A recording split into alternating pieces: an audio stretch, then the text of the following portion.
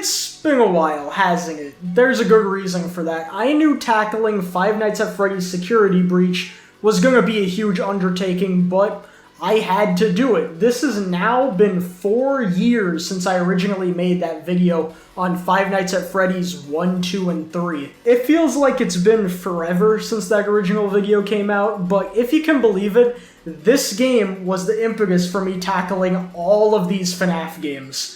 Let me take you back. I went over this a bit in my FNAF 6 and UCN video, but I was pretty disconnected from FNAF around this era. Help Longer was good at reeling me back in, but it could only help so much. A lot of my hype was centered on watching YouTubers playing and looking at the trailers whenever they come up, but I was only able to get so invested in it because I didn't have the money for a VR headset, so I couldn't actually play the game, and even when it went flat mode, I still didn't hop on it.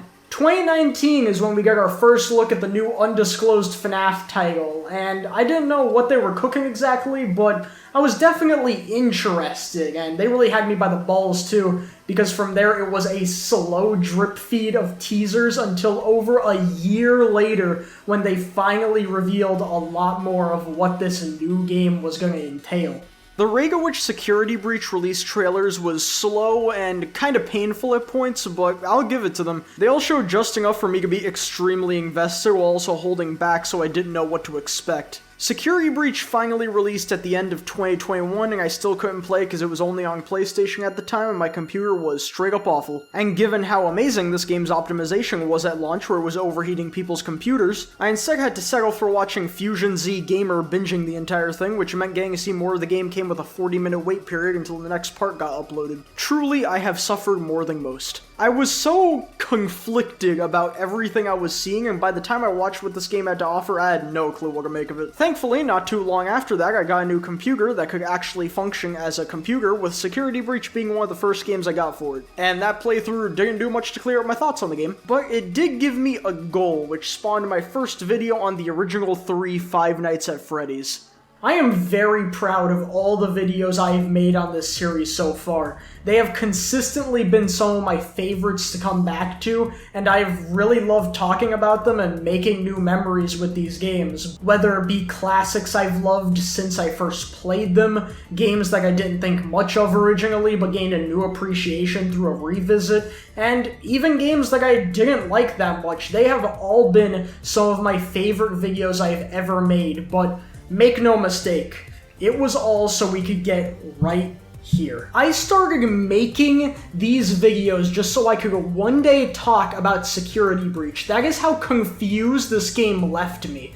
FNAF was always a series I held very close to my heart, but now it was replaying all the games, buying VR headsets, getting multiple forests worth of Freddy Fazbear's literature just so I could have an understanding of what is happening in all of these games. And if that doesn't convince you that I care, then maybe this Shadow Freddy Funko Pop I bought will. It was a Hot Topic exclusive. Bet you're shitting your pants now! Aside from anything you or I might have felt, there's one thing that was undeniable. This game was a mess when it came out, and the reaction to it was explosive, and not in the good way. This was when the franchise had the most eyes on it since the original games, and I'm sorry, regarding public perception, you can't argue it stuck the landing. People were ripping into it when it dropped. I have a lot of thoughts on this game, but no matter what I say, one thing's gonna ring true. This is far and away the most interesting game in the series, bar none. I have a plethora of things I want to go over, some of which may seem contradictory, but I'll try to keep this as cohesive as possible, so let's dive right in, shall we?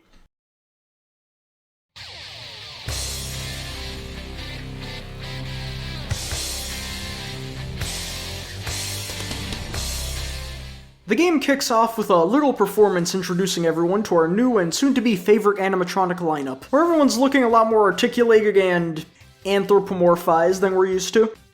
I've never been more horny for these characters. The fun's cut short when Freddy starts having an aneurysm and wakes up in his personal room where out of his chest pops Gregory. A kid who's around 10, has the attitude of an angsty teenager, is approximately the size of a baked potato, and is the character I have the most unanswered questions about. He needs to leave, but doesn't trust the only security guard they have for this giant complex, so Freddy's his babysitter for the evening. Security Breach's opening is a great way to get you introduced to this new location, the new cast, a memorable set piece, and the core of the game. That being a mostly stealth-centric action game that consistently funnels you into set pieces that either up the challenge or make you contend with a new threat. Escaping the oncoming glam rock animatronics leads to the entrance area where just before we're able to leave, Gregory gets closed out. So now we gotta spend from midnight until the doors open at 6 trying to survive while doing other miscellaneous stuff, because if you were trapped in Disney after hours, wouldn't you want to walk around a bit too? This is the first FNAF game that deviates from the standard sit and survive gameplay because I'm too scared to count FNAF World. It was definitely a bold but very necessary change. It's no secret that FNAF's gameplay has been getting formulaic and a little been there, done that. I can't fault the original games too much. The gameplay style was simplicity done expertly, but after a certain point it starts to feel like you're rehashing the same idea. And this was a sentiment people were having since FNAF 4. UCN and Help Wanted felt like a celebration of this format as well as the furthest you could take it. If the series wanted to continue, especially considering the scope and production value was increasing with each game, it needed to evolve, and I think Security Breach laid a good foundation for the series to continually grow off of. The game's approach to stealthing around is different from what you expect. It's not so much about hiding, instead it's about routing, observing patterns, and being in the right place at the right time. This is best seen in the most common enemy you'll be dealing with, that being the staff bots. They sweep the area, and if you're spotted, they immediately send one of the main animatronics after you. And unlike the staff bots, those guys can actually kill you.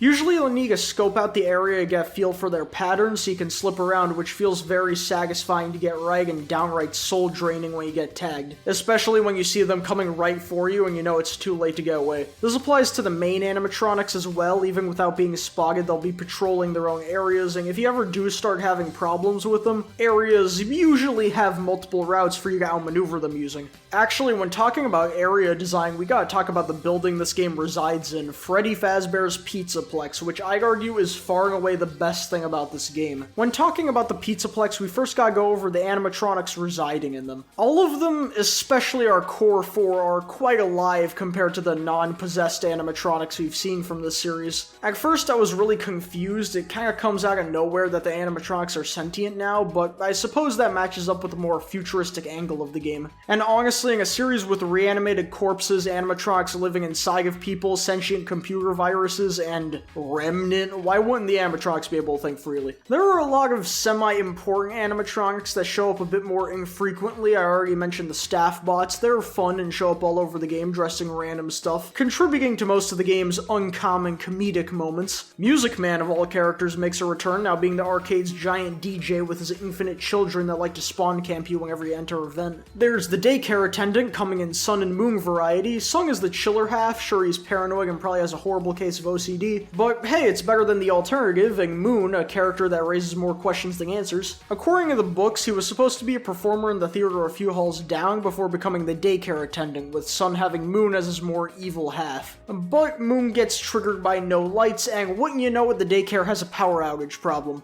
I mean, I guess an explanation is better than none, but if he's that much of a problem, why not just send his ass to the dump at that point? Given the lights going out keeps randomly bringing Moon out, who deals some very harsh punishments, it's a wonder more kids don't die here than usual. Despite me trying to figure out what his deal is, he's probably the new character I feel the least about. I like how his face is designed in a way that accommodates both characters, and I think the way it spins around a lot when he's Moon can be pretty freaky, but that's all I got. Surprisingly, out of all the animatronics, the endoskeletons get some love here. They show up quite a few times with their weeping angel gimmick to scare the piss out of me. And I like all the weird-ass noises they make. It's like they had a voice box installed, but since they don't have an associated character, they don't know what voice to make come out, so it's all these garbled and electronic robot noises. It's also cool that they still hang out in the environment while deactivating, and when they do wake up, they have this loud echoing sound for it to let you know the game's afoot. I didn't expect of all animatronics for them to make the endoskeleton some of the most threatening and kinda intimidating, but I'm very happy they did.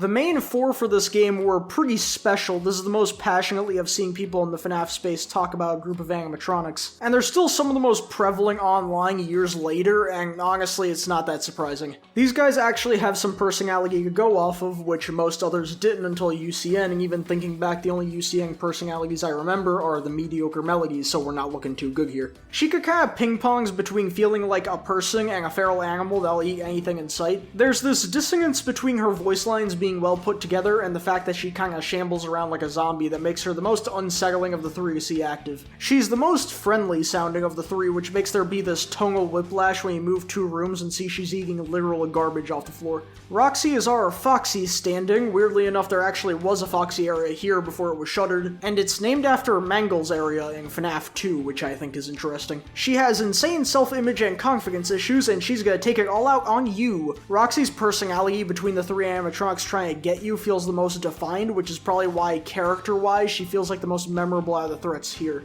Early on in the game, she's on the harder end to deal with. Maybe it's just me, but Roxy feels more alert than Sheikah, and when she gets close, she can do a pounce attack to bridge the gap and catch you by surprise. My favorite guy of the 3, though, is definitely Monty. He's an avatar of pure rage that has murdered and will murder again. Fun fact, Monty used to be a headliner here and even has his own area, but by the time this game takes place, Monty decided he was more important, so actually just killed him. Finally, what the series was missing, robot-on-robot violence. Not only is he also capable of lunging at you, he's completely immune to being blinded, making him easily the most dangerous, especially early on. Later in the game, you have a split decision between 2 missions, where one ends with you getting the Phaser Blaster, and the other ends with you getting the Phaz Cam, correlating with if you decide to destroy either Sheikah or Monty. I actually kind of like how these are balanced. The Phaz Cam is the easiest to get use out of, takes a picture, stunning any animatronics in front of you, but it has a super long cooldown. Meanwhile, the Blaster gives you multiple shots to work with, but you have to actually aim, made harder in the Staff Bot's case, since with them you have to actively get headshots. Them functioning differently, being easier and harder in different areas, makes the choice between which you grab one that you might actually want to consider. Monty completely spits in the face of this because he's wearing his super awesome shades, and since you can't usually outrun the animatronics once your stamina's out, the only way of escaping a scrap of Monty is getting in Freddy. Oh yeah, Freddy. You might have noticed I haven't mentioned him when talking about the animatronics coming to kill you. Well, that's cause he's not. For this game, you've got Freddy as your animatronic companion to help you out of bad spots. I hope the person who made the Foxy is a good guy theory was having an amazing day when this dropped. In-game, he's the easiest way to get out of trouble, as climbing in Freddy immediately makes you undetectable. I know everyone said this already, but it's really funny how the whole series tells you, don't go inside the robots, you will die. And now this whole game is nothing but going in the robots. Freddy, conceptually, is something I really like. Having your own animatronic companion to shield you from the ne'er-do-wells, and it helps that Freddy himself is a really fun character. He's so friendly and lovably innocent and protective that it makes it fun to see him bounce off of Gregory, who is comparatively much rougher around the edges. Him being such a positive character also makes it more unnerving when he gets serious, particularly during the end of the game. Freddy also has this cool gimmick with how he evolves throughout the game, which is something the other characters also do in their own ways. As you progress, all the animatronics go from being super shiny to gradually getting dirtied up and having that glossy texture get completely diminished. Freddy is in a special spot though, seeing as he's our companion, he is free from Gregory's wrath and instead gets to be crafted into the ultimate Gundam. This involves taking him apart and grafting the other animatronics parts onto him in a kind of horrific way now that we know these guys are alive. You can give him Monty's claws and Sheikah's voice box to open up new areas of the Pizzaplex, as well as Roxy's eyes to find hidden collectibles. You might be wondering, where exactly do we get these parts?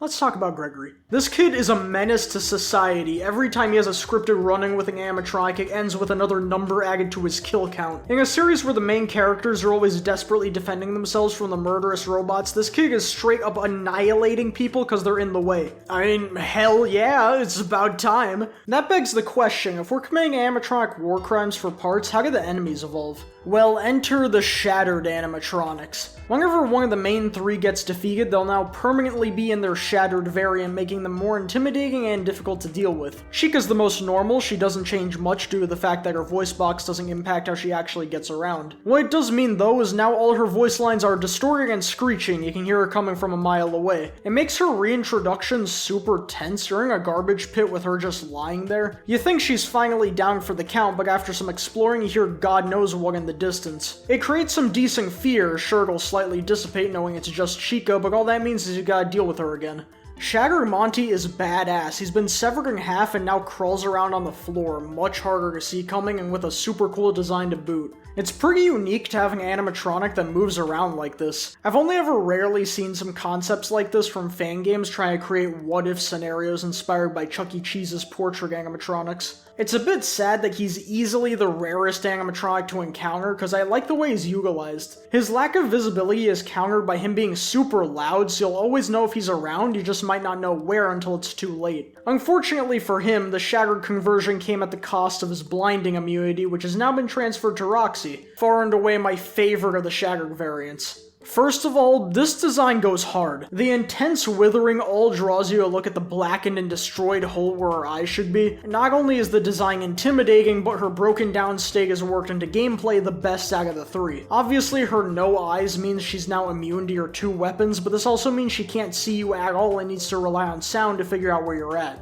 You can misdirect her with distractions in the environment, and if you're running around, she'll catch on pretty quick, but sometimes it's hard to tell what she got set off by, which can make her movement pretty erratic. Some might call this the AI freaking out, and honestly I don't blame you for immediately thinking so, but the way Shattered Roxy moves feels very controlled, and that makes me think that this was all intentional. Her introductory area is incredible for showing off the new mechanic and is one of my favorite sections in the whole game. You've got to lure her into the wooden obstruction so she can break through it with her jump. The problem is she's just as eager to jump at you as she is to go where you want her to. This creates a really dangerous game where you're always just barely outmaneuvering her while trying desperately to make her go where you want to. There were so many close shaves I had during this section that it was crazy how close the game let me get without me dying. Every room was a new dilemma, and it makes me feel like stretching this section out so I can keep showing the Looney Tunes predicaments I was getting myself into. This is one of my favorite parts and easily a standout for the whole game.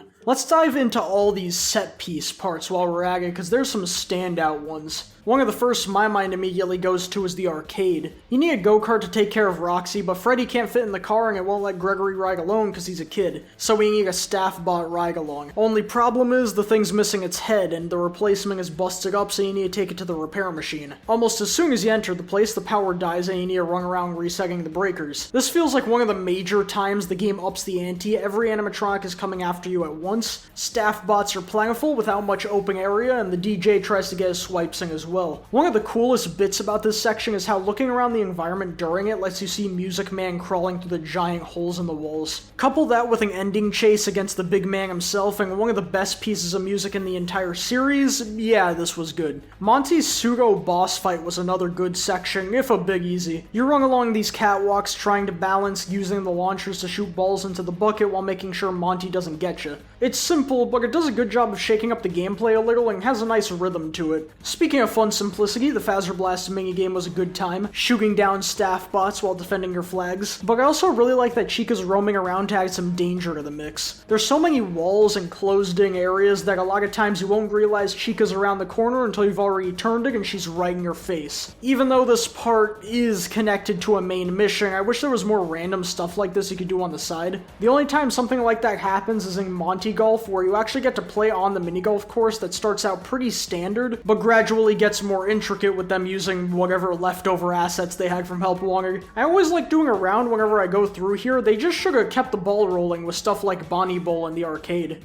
There's one part of the game though that clearly stands out as the best. When you go down to parts and service for the first time, Moon takes Freddy away from you and Gregory has to venture the underground warehouse where you contend with the endoskeletons. This is the only section of the game that actually scared me during my initial playthrough, and it still kinda gets me even now. As I mentioned before, these guys take the Weeping Angel shtick, which I've always found funny because that was the gimmick given to the Endos in Joy Creation 2, which I thought was a coincidence, but weirdly enough there are multiple references to the Ignited animatronics in this game, so maybe it was intentional? It's not that big of a stretch. I mean, the fanverse was announced around a year before the game came out, so maybe it wasn't an homage. The entire section takes you through long hallways, pushing buttons to open new areas that also activate extra endos. The way buttons are positioned are always directly opposite from wherever any endos are coming at you from, so to open the way forward, you'll be forced to look away from them even if it's just for a second. And the further you get, the more of them start boxing you in until you've got to get really creative about where you're going to get around them. This culminates in the final section where getting the security badge activates a horde of them, and they follow you all the way to the vent you entered the area from, so there's no time time to breathe until you're completely out. What's interesting though is the endos move freely if you're in a hiding spot, which makes for the best use the game gets out of its hiding and camera mechanic throughout its entire runtime. As you'll hide, watch the cameras to see where the endos are going to, and come out when they're finally in a better position. Despite having that option available, it's still difficult because with how small the corridors are and the sheer volume of them, you'll rarely ever be in the clear and most of the time need to make the best out of a bad situation. It's funny because after my 5th or so playthrough of this game, because yes, I have played this game a lot, I realized this section is basically entirely filler because you get out of the warehouse and back to parts and service, and Vanessa's just there with Freddy, so looking for him was basically pointless, but it's so good that I didn't notice it for a while, and I honestly still don't care.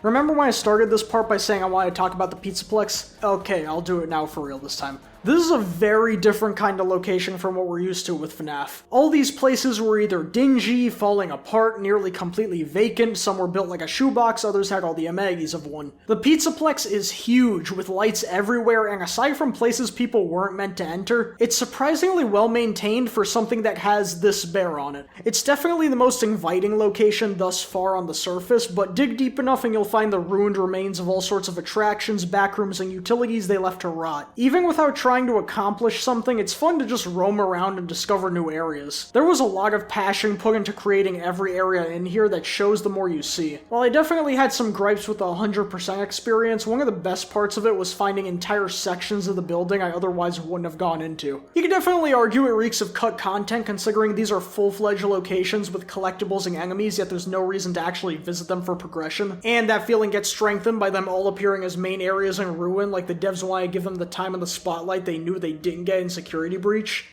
And I won't really argue against that. I like to be a smidge more positive though, as I think having some big areas that are totally optional helps make the building feel more realized. Given how much more of a focus this game has on the Pizzaplex in comparison to any other FNAF location, I think it's good to make it feel like a place. So even if it's probably a byproduct of Security Breach's problematic development, I can find the good in this. They add this element of discovery. I'd beaten this game around 2 times before I found the optional areas and was genuinely surprised that there were still new things to see. Realistically though, if it's a world building thing or a rushed game thing, I imagine it's probably a little of column A and a little of column B.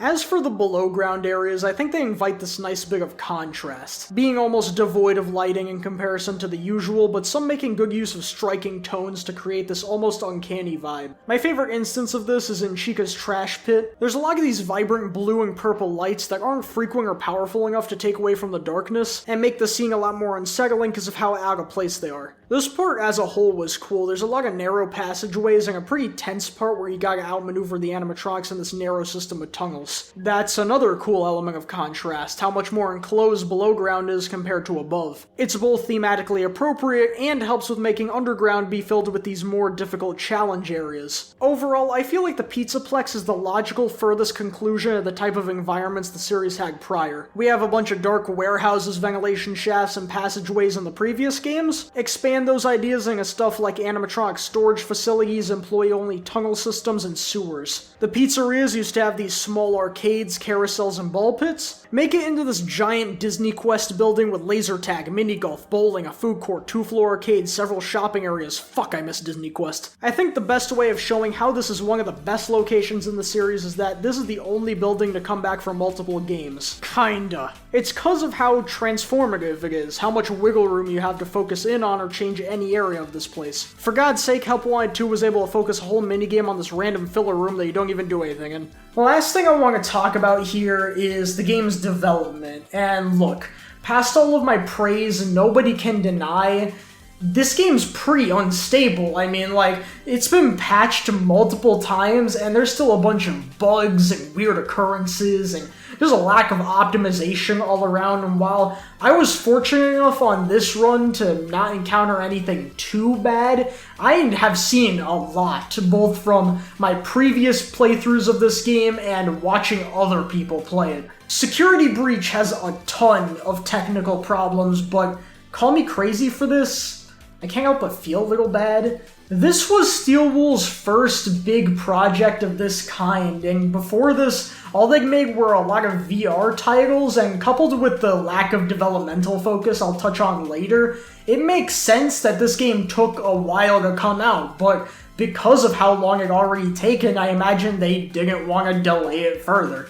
The fan base definitely has more sway over this series than most. Don't mind me, I was just catching up on In the Flesh. This might be a bit presumptuous of me to say, but I do have to wonder if the decision to get Security Breach out the door while it was still undercooked was at all influenced by the fans being a bit more rabid than usual around this time, and honestly, it's to be expected. I mean, from this point, FNAF was cranking out new games every time you blinked. From the first game to help along its release, there was a new FNAF game every year, and that's the bare minimum. I mean, 2014 to 2016 had 2 new games out per year. Suddenly having to wait much longer than that with far less communication was gonna have fans hungry to see the new game. And what's funny is that when you peel back the curtain a little bit, you realize this is normal game release cycle stuff. It's just that this isn't the precedent that FNAF set as a series. I know this might have created a lot of pressure on the developers, but they should have stuck to their guns and taken as much time as was necessary for the game to come out in a much better state than it did. I mean, as it is, there is a lot of love poured into this game, but so much of it gets blurred behind things that could have easily been ironed out prior to release if they just delayed the game another time. I know it's not what everyone wants to hear, and maybe it would have made the hype peter off a little bit with how much longer people were waiting, but I feel like it would have made for a much more consistently well-developed experience by the time it actually did release. Security Breach is a bit of a troubled game in my mind that still tries its best to reach for the top. So much done here not only advances the series as a whole, but also serves to create a memorable experience you can't really get out of any other FNAF game. Which, in a series that arguably was getting repetitive the longer it went on, makes for an extremely needed and gratifying breath of fresh air. Is it perfect? Of course not. But no matter what happens, I always consistently have a fun time with this game. It could be one of those simple joys, because the game loop of running away from people isn't anything crazy, but no matter what gripes I have it, since day one, I have always enjoyed myself. Security Breach is rough around the edges, but still manages to find success despite it all. And I think that's fitting for the greatest FNAF game. But that's only half the story, isn't it?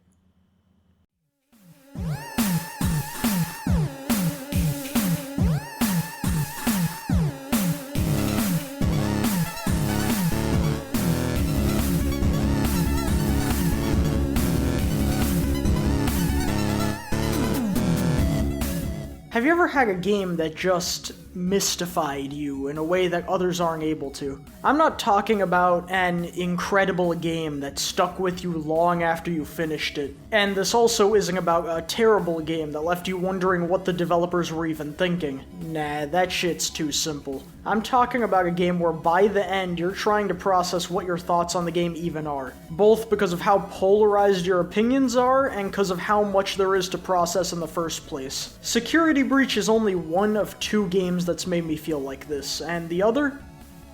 He doesn't make good company.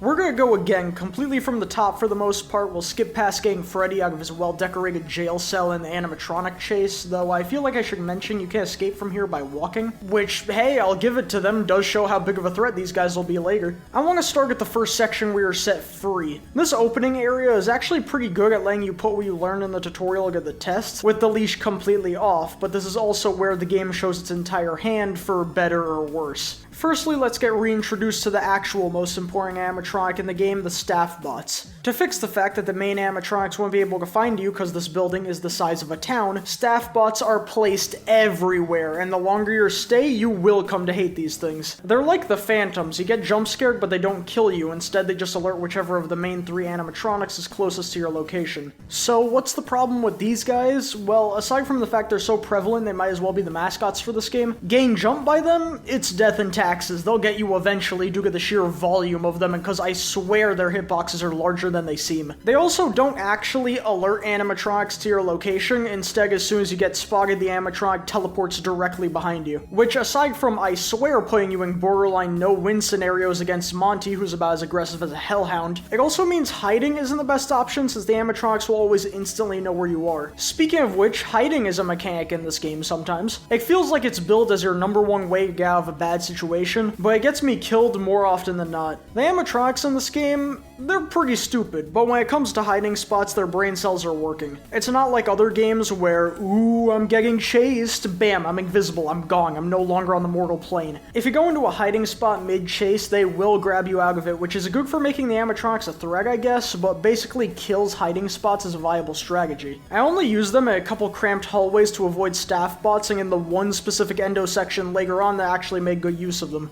The best way to see the outside world while in a hiding spot is through the cameras, a FNAF staple that might as well not be in the game. When one of the first trailers dropped, people slammed the cameras for looking bad and they said it'd be retooled to be better and they still look like I'm playing on Wii. I'm not sure why it looks like this even, because you can only view cameras for the area you're currently in, so everything around you should be completely loaded in, so why is it so low res? Anyway, you can only use these to make sure animatronics are gone while you're hiding, but since hiding isn't a good idea and you can otherwise use your eyes, you'll rarely even need to look at the cameras, which is just something funny to see out of a FNAF game. That reminds me, when Security Breach first came out, there were people genuinely upset that it only took place over one night instead of 5, and it's like, guys, we have more pressing matters at hand here.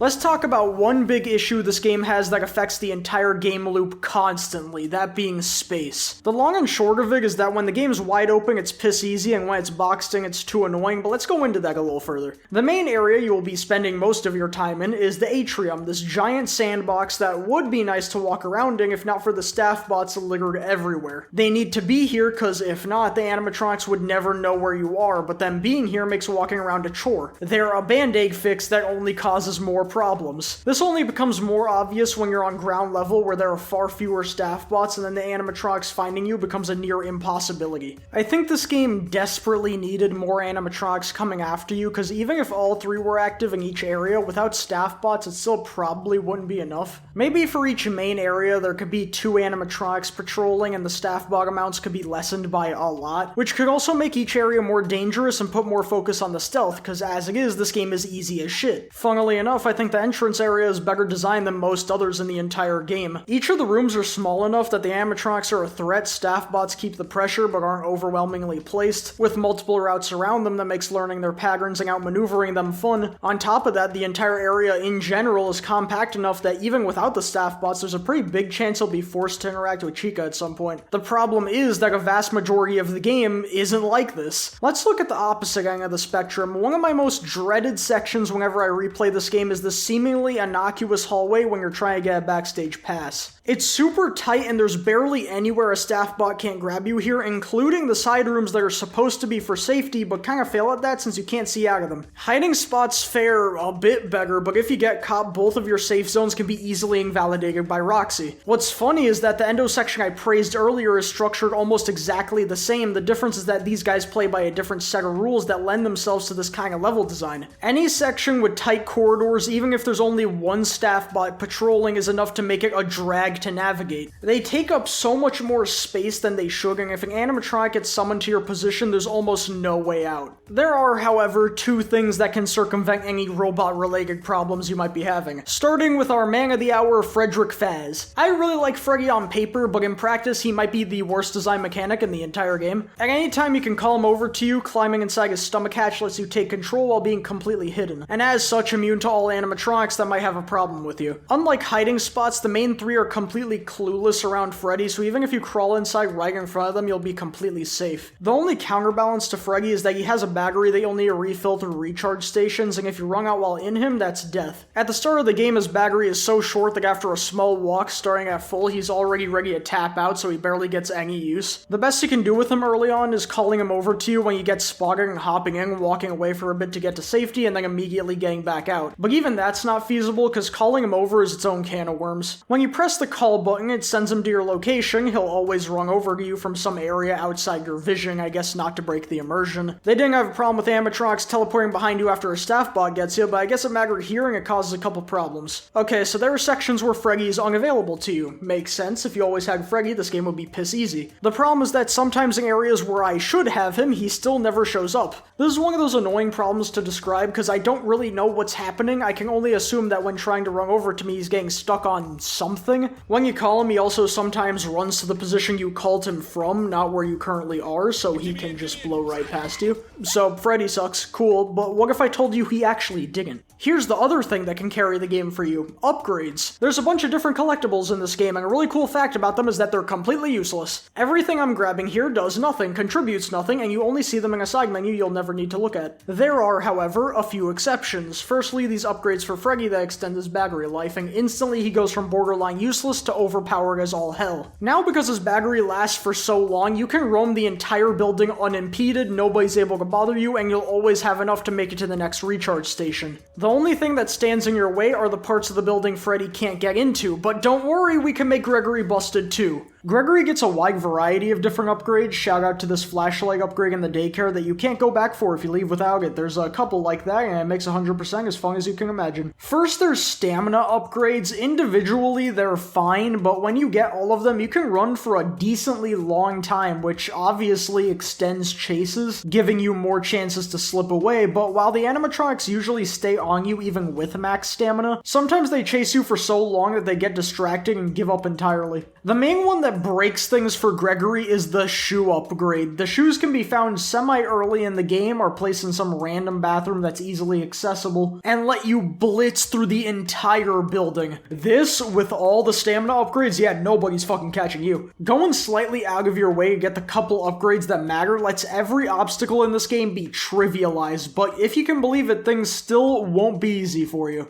You know all those set pieces I gushed about earlier? Yeah, they ain't all great. The starting one in the daycare is mostly inoffensive. It mainly just bothers me because it could have been so much more. The power went out in the daycare, causing Sun to go crazy mode, and some genius decided to put the backup generators in the play structures. It used to be absolutely insufferable to turn all of them on because before a patch, the wires weren't color-coded like they are now, so locating generators you hadn't turned on yet was confusing and more annoying than it should have been. Now it's way more manageable, but my problems with this section lie entirely on Moon and how I can never really tell how big of a problem he is. If I run around in circles for too long, eventually he crawls in after me, but there are other times where I swear he never thinks to go anywhere besides ground level, which is where he's at his weakest. If you're ever outside and Moon's coming at you, you can drop any of these stacks to instantly distract him, annihilating any and all tension this could have had. I wish he actively came after you more, cause I don't have any footage of this, but in one of my playthroughs during this part, I was trying to get out of the play area so I could go to the next generator, and when going down one of the slides, he climbed up and got me, and it scared the shit out of me. If he was more aggressive, this could have been one of the scarier sections, which this game is in desperate need of. There's also the wonders of trying to kill Monty. On a good 90% of my playthroughs, I always decide to go after Chica first and put off Monty for as long as possible. And the reasoning for that lies entirely on mazer size. Even after God knows how many playthroughs, I still have barely any idea how this works. I'm pretty sure it's something like you're moving pieces of the maze to create a path to the vent, but it's so hard to get an idea of what you're moving, where you're moving it to, and how it looks in relation to the rest of the maze, and that's without even glancing at the lovely set of controls you have to work with. I almost always just end up looking up the code online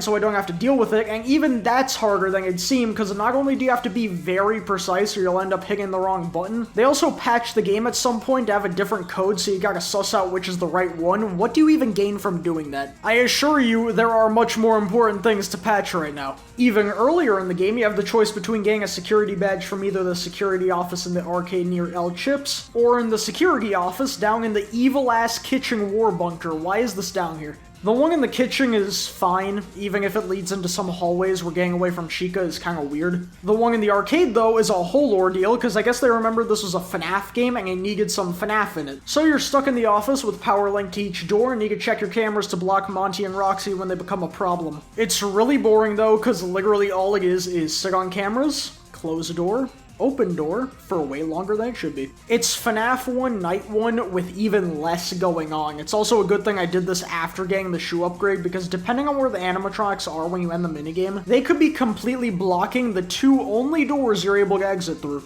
But let's go even further with this, because I think talking about the bad set pieces, that's just too easy. What if we had the power to make every set piece bad? Right at the end of the game, it turns 6 AM, and you have the option to either leave the Pizzaplex or continue exploring to finish every mission, find collectibles, and get the other endings. But doing so comes with a huge caveat. Every save point is now turned off. You can only use the one located in the atrium that wasn't even there before a patch. Cause before that, you couldn't save at all, and it was genuinely miserable, saying that like it isn't anymore. First, I need to give you a little perspective. So, beyond all understanding, Security Breach doesn't believe in checkpoints or autosaves, so the only way to not lose all of your progress on death is saving manually. It's annoying and sometimes means you have to go long periods between save points where things get scary, but you get used to it after a while, and nowadays I save a near psychotic amount. Past 6 AM though, now there's only one save point and I have a choice to make. I either take a long walk all the way to the entrance of the atrium anytime I make any sort of progress and drag the game out for 2 hours longer than it needs to be, or I don't save in the interest of keeping things moving, which can work out for me, but if I die I lose a bunch of progress and drag the game out for 2 hours longer than it needs to be. Do you see the problem? It's a desperate attempt at padding the game and invites this level of stress I really hate, because it's not a horror, oh I'm so scared stress. It's an if I die I'm turning the fucking game off stress. Take the section where you destroy Chica for example. I usually really like this, but here I did it after 6 AM. So the only thing I was thinking throughout this entire part was, if I die I'm going back like 20-ish minutes. Speaking of dragging things out, let's talk about one of the other things I hated most when I first played this game. You have a map. You'd be forgiven for thinking you don't, cause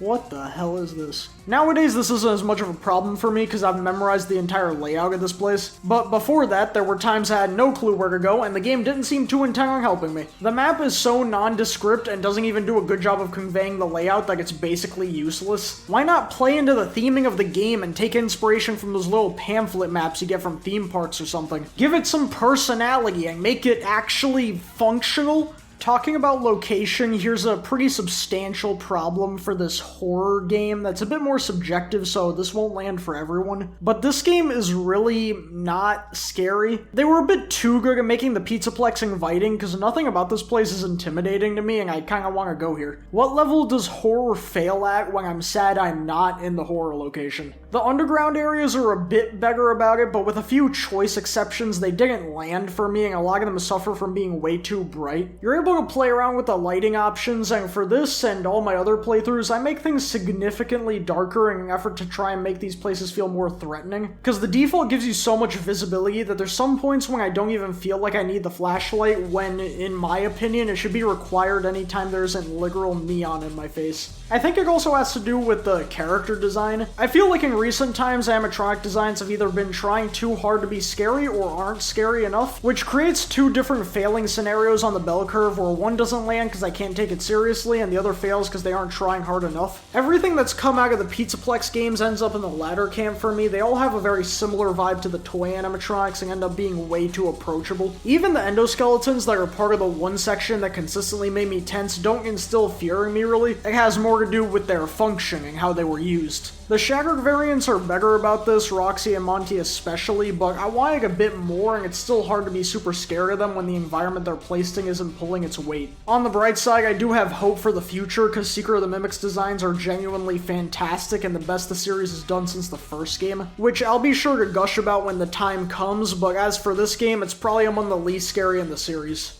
Want to hear a fun fact about this video? I have not talked about the story once, only slightly glancing at it to give the game setup.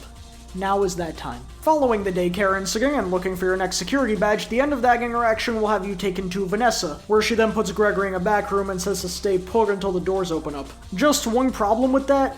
the evil rabbit. So you remember the new villain that was teased in Help Wanted? She has the honor of being the most disappointing character in anything. This is Vanny, the main antagonist of this game, allegedly. When this game came out, she was barely even, and after a few patches, not much has changed. But she's slightly more active now, I guess. There will be random portions now where she'll show up to chase you, but for a lot of these, you can either keep running forward and never have her bother you, or you'll never even see her. A couple times I got pretty confused, because Vanny has her own sound cue and visual effect for when she's near, and I could see it actively happening to me, but I still had absolutely no clue where she was, and I got to the point where I was dropping what I was doing, actively trying to look for her. My favorite Vanny appearance, though, is when you first go down to Parts and Service with Freddy. You need to put a disc in to activate Showtime and make the stage elevator work while every animatronic chases after you. And I guess they figured since everybody was active for this, we can let Vanny out of her cage for a minute. The problem is Steel will make her spawn on the 3rd floor, on the side that's blocked off from literally every angle. So when you make your way back downstairs, she awkwardly runs at you from one of the escalators and is forced to just look at you. And it has the same vibe to me as when you pass by the Yeti on the Matterhorn, who's the real animatronic. If you're cruel like me and decide to walk around a bit right in her face, she gets so mad about it she goes into a T-pose. Beautiful. I don't get what they were going for with Vanny. Like, okay, yes, I get why she exists. It's because Vanessa got glitch trap into her mind and now it's influencing her to kill people.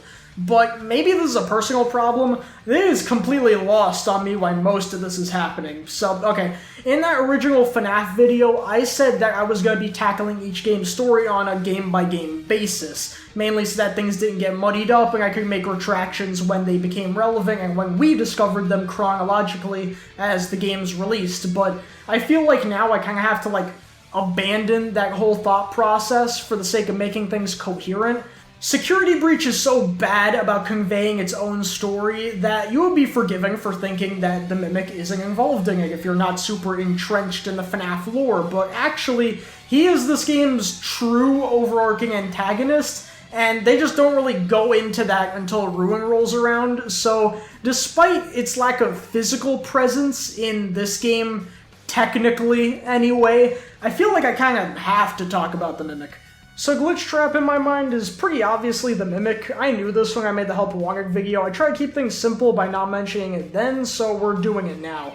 If you're wondering why it being a costume as opposed to an animatronic is the Mimic's whole deal, it mimics the Tape Girl's voice, so you set it free, and realistically, its mimicry code would have been much better at helping with the game development than whatever Springtrap had in him. Jumping the gun way ahead here, it's explicit that the reason why the Mimic kills people is because Edwin beat the piss out of it, so now it's gonna go beat the piss out of other people. Which, you know, makes sense if it's just a hyper-intelligent mimicry machine, but it's not quite right because it goes about it by manipulating Vanessa, and it's implied that she goes around killing kids afterwards and she dons a rabbit suit to do so, and the Mimic becomes a rabbit-looking suit too, very reminiscent of Spring Bonnie when it goes into Help Wanted, and it feels like there's some kind of part that we're missing here of it mimicking what Afton was doing somewhere along the way, like maybe it saw Afton doing his thing when he was killing kids back in those OG Freddy locations, but correct me if I'm wrong, I don't think that ever happened. If the Mimic wants to kill people, just kill people! I mean, it is still out there, and even in its broken down state and ruin, it was crushing metal bars in its hands like it was paper. It feels like there's a reason the Mimic wants Vanessa specifically to be the one killing all these people that I am just completely blowing past, and from my understanding, the games don't seem too intent on wanting to explain it to me, and from my view, why not just kill Vanessa through the game like the Mimic did to Jeremy? I mean, either way, it is so hard for me to get invested in Vanny as a character, because one, she's borderline inconsequential in her own game, so there's like no weight there, and two, according to Ruin, the canon ending of this game is the Princess Quest ending, the one where Vanessa gets freed from being controlled and doesn't go Vanny mode anymore, so basically half this shit doesn't matter anymore. The Glitch Trap ordeal runs even further because there's these hidden CDs you can find after getting Roxy's eyes with therapists interviewing two different patients. One is Vanessa and the other is an unnamed patient that I feel is pretty obviously Gregory, which means I can stop holding out and talk about the books. In Tales 5's GGY, it's shown how Gregory's controlling the Pizzaplex animatronics and using them to kill his classmates, counselors, basically anybody he even kinda has a problem with. And how is that? It's because he is a skilled hacker, apparently, and is putting a virus into the animatronics so he can have total control over them, which is implied to be parts of Glitchtrap, because, yes, there's also an implication that Gregory is under Glitchtrap's control prior to the events of Security Breach, and once he got out of its control, he now goes back into the Pizzaplex to basically right all the wrongs and also free Vanessa from Glitchtrap's control as well, because he also knew about that. And he's able to get the virus out of Freddy, probably because he was a prototype. Why can't anything be simple in this franchise? So much of this feels convoluted and not well explained in-game, or explained at all in some cases. And there's a pretty good reason for that I'll touch on, don't worry, but the main reason I don't like this game's story is because without combing through a bunch of optional content or external media, it's not satisfying at all, and a lot of it goes completely nowhere, honestly. FNAF stories have always required looking past the surface level and getting a full understanding of the story, but the problem is that here, you need it just to make things coherent, which isn't helped by the story being a lot more in-your-face than usual for this series. When you get to the exit gates and Freddy and Gregory start talking about how more people are gonna keep disappearing and that Gregory can choose to stop it, it feels like it comes completely out of nowhere. Yeah, sure, I know that this exchange happens because Vanny's gotta keep on killing kids under the influence of the Mimic, and Gregory's the only one with enough knowledge to stop everything, but I only know that because I 100%ed the game, which still left me more questions, so I had to go out and buy Five Nights at Freddy's Tales from the Pizzaplex number 5, The Bobby Dot's Conclusion. Most people don't even know what a Bobby Dot is. Here's the thing about these. I actually like the books. I like them a lot, actually. I think they're fun to read. I just don't think they should be required reading for everybody who has a slight interest in this series. This stuff is reserved for building onto the world more, and they were for a time, but now it feels like they're trying to completely overtake it. For some perspective, the Mimic is the new overarching antagonist of this series, and a lot of people wouldn't know that it's been doing stuff in the background if they hadn't read these. That ending of Ruin was a lot of people's introduction to the Mimic that probably left them with more questions than answers, and I don't think that's how it should be for a video game series. What's funny is that it feels like there's little bits of evidence that the Mimic was supposed to be a much larger presence in Security Breach than he was. You go down to the Endo warehouse and there's an endoskeleton on one of these posters that has purple rabbit ears drawn around it.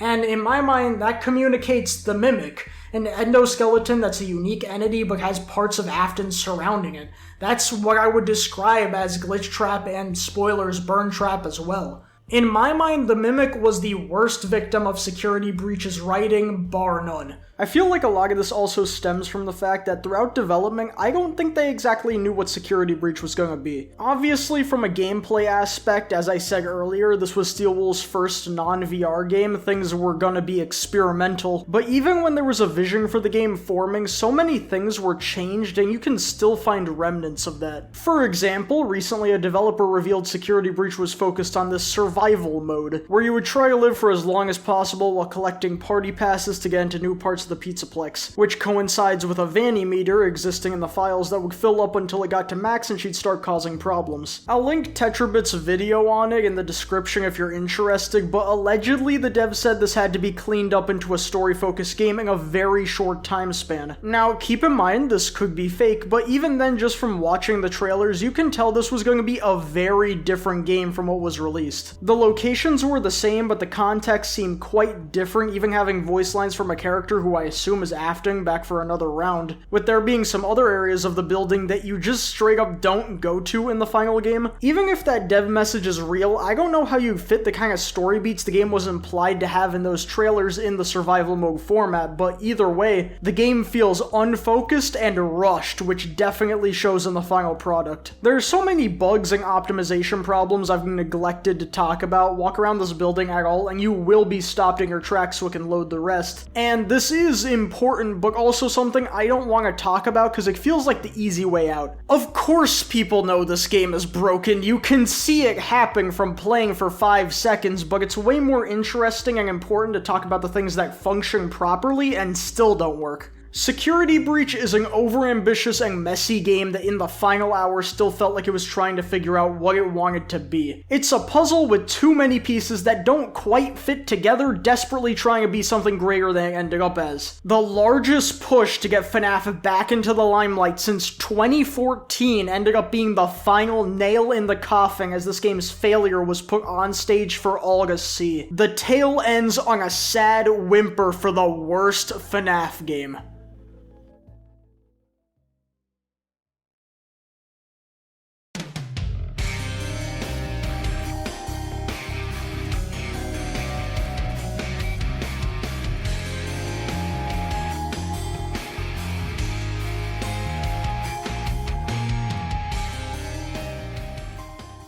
This was a hard video for me to make. I've been internally building up to this for over 4 years, and it posed a unique writing problem I've never had before, where there was too much to talk about, leading to me tossing a bunch of drawn-out, uninteresting scripts. Ironic, the Security Breach video is where I have the most scrap content. It was a long journey getting here, but all good things must come to an end.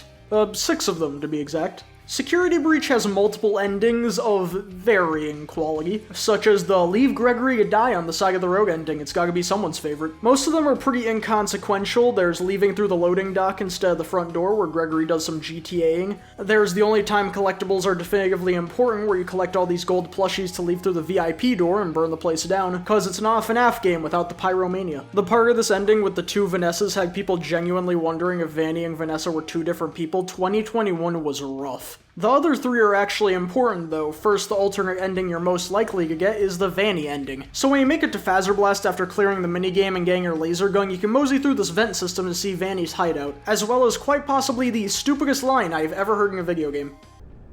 I think her name is Vanny? Vanny. It is very similar to Vanessa, and also Bunny. That cannot be a coincidence.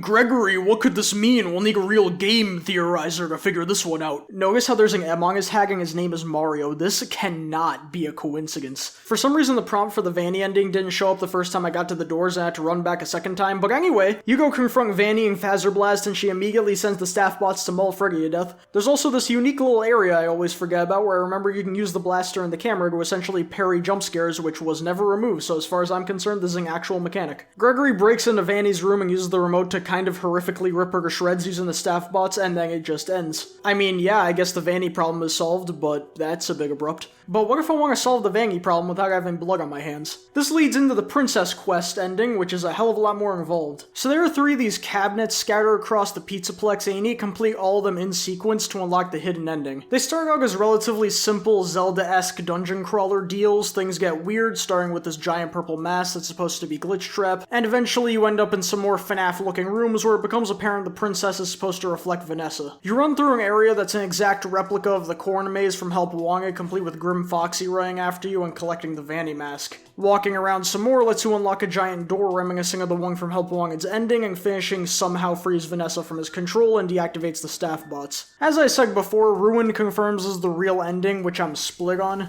There's some interesting stuff that comes from it in Ruin and Help Wanted 2, but the ending itself is a bit out of nowhere and essentially kills off Vanny as a character before she had the chance to do anything, really. I was initially confused on how the minigame freed Vanessa from Glitch Trap's control, but I think this might be another case of me having more questions just because the story's more in your face. Because this is basically an exact mirror of how you got FNAF 3's good ending. Do stuff in the minigames to help the important NPC, which correlates to the story outside the minigames and helps those in real life that reflect the NPC in-game. When you get down to it, it's normal FNAF stuff really, and if I wanted to stay mad at this, then I'd have to get on FNAF 3 for making you push wall tiles. When this game came out though, we didn't know this was the real ending. We thought it was the other one. The only one I haven't talked about. So down in the Roxy Raceway, if you do a bit of exploring, you'll find a room you're never required to go into that's blocked off by a Chica and a Monty door, which should stick out in your mind. If it requires all the upgrades to get through, it must be important, and important it is. As when you get to the elevator past all the gates, Freddy will warn you that if you decide to go down, you might not be coming back up. After running through a pathway with generators and endos, reaching the end reveals... oh my god. Guess who was lying earlier? The FNAF 6 location is back, cause some genius decided to build the entire Freddy mall over its burnt remains, which somehow didn't cause the greatest sinkhole disaster in architectural history, but that's the least of our worries. I don't even know how to begin unpacking this, but meet Burn Trap, Security Breach's de facto final boss, and in my mind a monument to all this game's problems. First, story problems. Before we were told stuff about the Mimic or this not being the true ending, this was such a smack in the face. From what this suggested, Afton was back and in worse shape than ever as he spends the entire encounter watching TV and letting everyone else do the work for him. It completely undercut FNAF 6's ending, one of the best moments in the entire series, which had further added confusion with this thing. We know now that this is Tangle, or the Blob, because I'm a FNAF old head, but back when this game released, you'd be forgiven for thinking this is a new version of Molten Freddy. I mean, giant mess of wires, Funtime Freddy mask found in the FNAF 6 building, it's only a few degrees removed. FNAF 6's ending was a grand sacrifice and a powerful note to end this era on, and they just completely gave up on it. Thankfully, this isn't the way things went, and I personally like to subscribe to the theory that Glitch and Burn Trap are both the Mimic, because as much as I loved Afton as a villain, if we want to have a new one for this new era, have the balls to make him stay dead. There wouldn't be this confusion, though, if they weren't created like they were in the first place. Like, why have them keep the Trap naming convention? I know it doesn't roll off the tongue as well, but why not go with the Malhair name? Gives it some unique identity, or matter of fact, have him in a mascot suit of literally any other animal. Burn Trap, meanwhile, shouldn't even be here, cause all he is a product of this game's tumultuous development. In the second Scott interview with Dako, we finally got some perspective on how Security Breach was made and how he had a far different vision for the game's story. The problem is that he kept telling Steel Wool things and objects to put or convey in certain places and ways, and if that sounds very vague and slightly confusing, then congratulations, you are now in the same position Steel Wool was in. Because they had to figure out how to put together the pieces Scott was giving them in a way that made sense, all while Scott was intentionally not giving them a clear description of the story, intended lore, or the bigger picture for a reason beyond human comprehension. This is a sentiment I've held since release, but I feel like people were too quick to demonize Steel Wool, and I get it. New game in a beloved series shits the bed, blame the people new to the series. Nothing was wrong before they got here, so it must be them. And I'm not gonna say Steel Wool didn't contribute to the game coming out in the state it did, they are the developers after all, but Scott is the ringmaster here, so any screw-ups are equally on him. Case in point, in the game's original vision, Burn Trap was supposed to be this mysterious figure you would see completely deactivated, lurking in dark corners that would make you wonder what his purpose was the whole game until some grand revelation where it would all be revealed. And the details were so lost in translation that now we got a boss fight where he walks out of his pod with smoke coming out like he's a new wrestling challenger. I don't know if there's an explanation that will make Scott drip-feeding important lore revelations to his developers the same way he does to his fans be justified or even make sense to me. This new period of FNAF was instantly kneecapped out the starting gate, which left future games, namely Ruin, scrambling to pick the pieces up, all for stuff that could have been mostly avoided. Granted, I'm not a game developer, so maybe my view is skewed, but still. The final blunder this boss commits to is showing all the ways Security Breach can fail as a game, because it's very annoying and not properly explained and kind of buggy and I hate it. So we're stuck in this room with 2 doors, a vent, and a bunch of grates, as well as 3 monitors to keep track of. Every so often, Grandpa will manage the strength to get out of his gamer chair and start touching a screen to hack Freddy. Press the button next to whichever camera he's on to make him remember wherever Afton is, fire follows. During this, you gotta deal with all the animatronics, including Chica and Monty, who get walled out like level 1 FNAF grunts, Roxy, who doesn't actually tell you what to do, and Tangle, who desperately wants to make the boss insufferable single-handedly. Burn the trap enough times and the fight is won. Most of this is fine, it's mainly repetitive and goes on a bit too long, but the 2 animatronics I take umbrage with are Roxy and Tangle. So first is Roxy. When she appears, Freddy tells you to hide. Seeing as you probably know how to deal with Roxy by now, you might end up crouching in a corner, not making any noise, and think she'll eventually go away if you're quiet enough. Yeah, wrong answer, so maybe hiding in Freddy is the trick. Well, kinda, but there's more. When you get Chica's voice box, it's primarily used for doing this shout that opens specially marked gates. But when you install it, Freddy also tells you he can make a vocal pitch that stuns animatronics. This is a lie. What it actually does is scare animatronics off, but not only is this never properly communicated to you, you never have to do it for the entire game, so even if it was properly explained to you, it's not hard to imagine you'd forget about it by this point. I mean, why would you need to stun or scare animatronics anyway? By being in Freddy, you're already invincible. This is important because Roxy doesn't work like usual here. If you don't scare her off, then she's just not gonna leave. Sometimes Sometimes she'll figure out where you are and start chasing you down, other times she rampages through the room at random.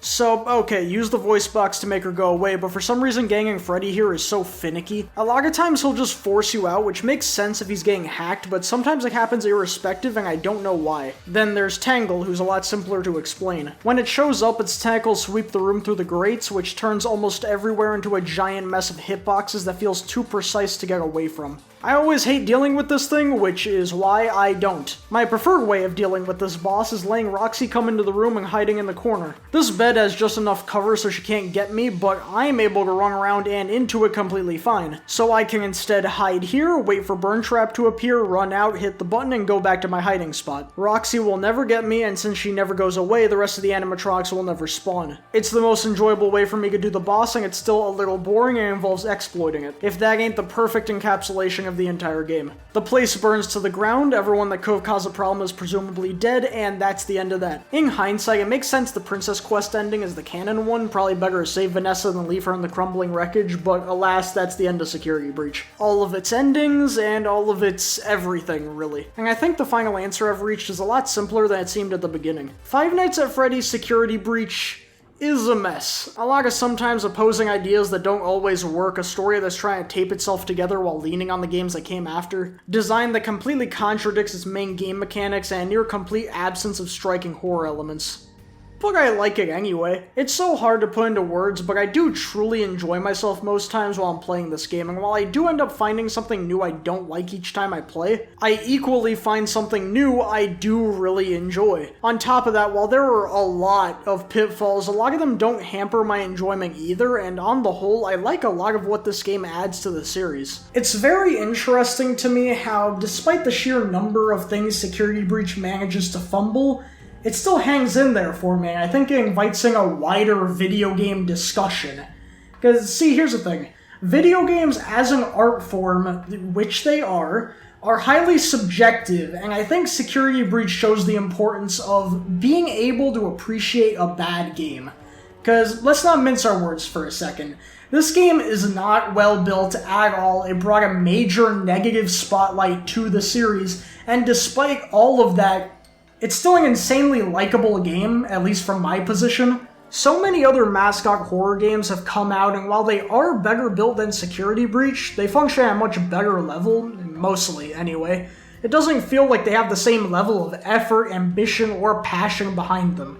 That's all to say, it's okay to like what some would call an objectively bad game more than other, better constructed ones, and despite how much it just doesn't get right, I like Security Breach more than other FNAF games that are probably better than it. I know others do too, and that's fine, and it's equally fine if you think the game is god-awful. There are a lot of strong arguments to be made from both camps. Just, when you're talking about it, keep an open mind. I mean, God knows I've seen enough pointless arguments about this game on the internet that I don't need to have any more. It's been a long time coming, but finally my journey with Security Breach comes to an end. Onward to new Freddy's, am I right? Thank you all so much for watching. I can't help myself from making these behemoth videos, and I hope you all take care.